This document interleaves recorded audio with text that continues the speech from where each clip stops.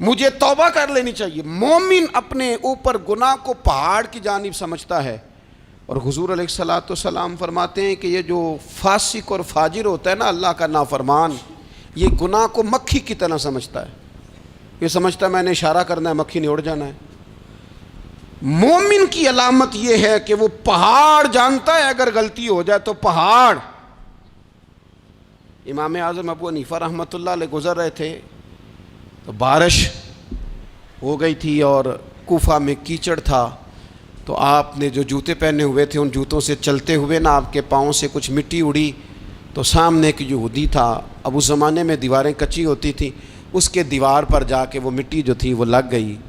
اب امام صاحب بڑے پریشان ہوئے کہ میں نے اس کی دیوار کو آلودہ کر دیا۔ یہاں تو لوگ اپنی اینٹیں رکھتے رکھتے کئیوں کی دیواریں توڑ ہی دیتے ہیں، اور پھر وہ اس پر ماننے کو بھی تیار نہیں ہوتے، تسلیم کرنے کو بھی تیار نہیں ہوتے۔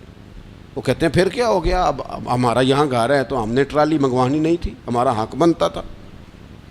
امام صاحب کے پیروں سے ذرا کیچڑ اڑا، یہودی کی دیوار پہ لگا، اس کی کچی دیوار تھی۔ امام صاحب پریشان ہو گئے، سوچنے لگے کہ اگر میں دیوار سے یہ کیچڑ اتارتا نہیں تو یہ بھی زیادتی ہے، میں نے اس کی دیوار کو گدلا کر دیا، اور اگر میں اتارتا ہوں تو کچھ مٹی اس کی دیوار کی بھی اتر جائے گی، کچی دیوار ہے، یہ بھی زیادتی ہے۔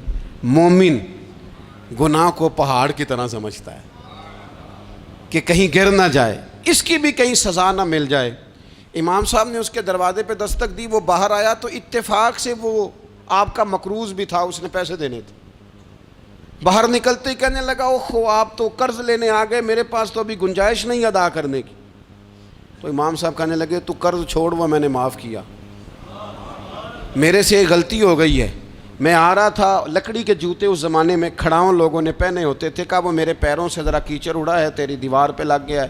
اب میں بڑی دیر سے کھڑا سوچ رہا ہوں کہ اگر میں تیری دیوار صاف نہ کروں تو میں نے یہ میلی کر دی، گدلی کر دی، یہ بھی بات درست نہیں ہے، زیادتی، اور اگر میں اسے صاف کرتا ہوں کچی دیوار سے کچھ مٹی اتر جائے گی تو یہ بھی زیادتی ہے، اب تو بتا میں کیا کروں۔ تو بے موسمہ پھل تھا نا یہ، تو بے موسمہ پھل دیکھ کے بندہ حیران ہو جاتا ہے، جو باتیں روٹین میں نہ ہو رہی ہوں وہ ذرا انوکھی لگتی ہے، بندہ حیران ہو گیا، غور سے امام صاحب کا چہرہ دیکھنے لگا، غور سے چہرہ دیکھنے لگا، اور پھر تھوڑی دیر سوچنے کے بعد کہنے لگا حضور پہلے میں نے دین اسلام کے بارے میں پڑھا اور سنا تھا، آج میں نے دین دیکھا ہے۔ پہلے میں نے سنا تھا کہ دین اسلام اس طرح کا ہے، آج میں نے دین۔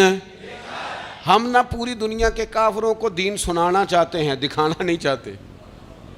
ہم نیک نظر آنا چاہتے ہیں، نیک بننا نہیں چاہتے۔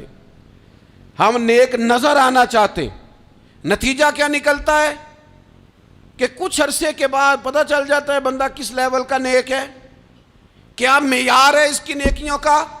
کہنے لگا حضور پہلے میں نے دین سنا تھا، آج دیکھا ہے۔ آپ وہ مٹی کی دیوار پر جو کیچڑ لگ گیا ہے، دیوار کو بعد میں صاف کیجئے گا، پہلے کلمہ پڑھائیں تاکہ میرے اندر کا کفر صاف ہو جائے، مجھے مسلمان کر دیں۔ تو غافل آدمی جو ہوتا ہے نا وہ پھر تیسری بات